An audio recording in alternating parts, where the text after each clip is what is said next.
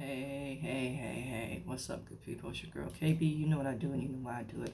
It's Thursday morning, it's March 16th, and it is 2:57 in the a.m. I'm just going to dive in today because I'm feeling energetic at the moment. Notice I said at the moment. I'm not going to make any more promises than that. I'm in Just for Today, which is one of my favorite recovery readings.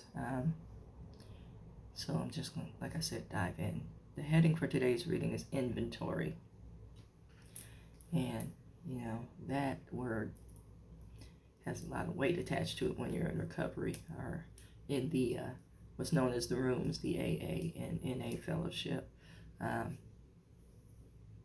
I'm going to talk a little bit about it in the context that it's used in AA and NA, but also in a broader context. And the fact that people like to run your inventory. Now, inventory is important when you own a business because you want to know how much you have, how much stock you have on hand, and whether you need to reorder or it's not selling. That's what inventory pretty much indicates, right? Well, it's the same in life when people run your inventory.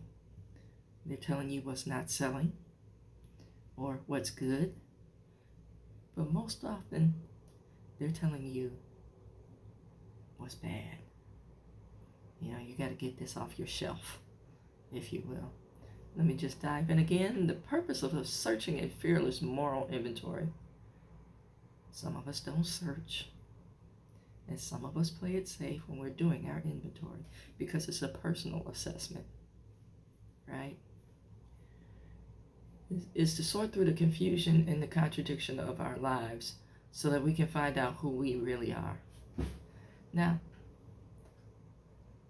truth be told, most of us never do this because this is the step that usually leads to relapse because we don't like who we are, or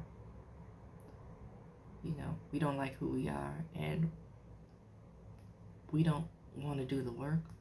We don't have the skills to do the work, but we don't want to hear it from anybody. We don't want accountability. We think we're okay, so we continue to surround ourselves with people who co-sign our madness. And I want us to make note of the fact that most of us surround ourselves with people who benefit from our madness and who co-sign our madness. And they co-sign it, again, because they benefit from it. Oh, they'll smile and say, no, you're fine and everybody else is wrong. But the undercurrent is, I'm capitalizing on this. You need to be around people who are going to tell you the truth about you,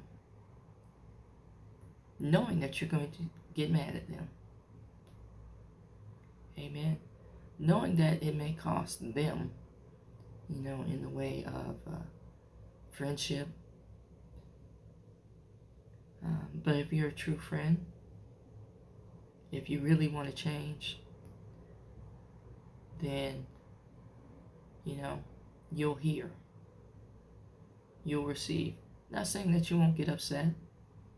You won't be angry. But true growth comes from that upset and anger and then circling back and making amends. Amen. If you want to be whole, you have to listen to things in their entirety, the wholeness of the message. You can't just get your feels and your feel goods and walk out. It's like saying, I saw a whole movie, when, I got up and went to the bathroom and came back and, we're about 5,000 scenes ahead. And now I got to circle back and ask people, hey, what happened? You haven't seen the movie in its entirety. Amen. Sit. Be uncomfortable. Sit. hear, sit, reflect, then act. Think about where you are on step 4. Now, if you've worked with me or I've worked with you, you know that this is the step that I do every night before I go to bed. Was I the best possible version of myself that I could be?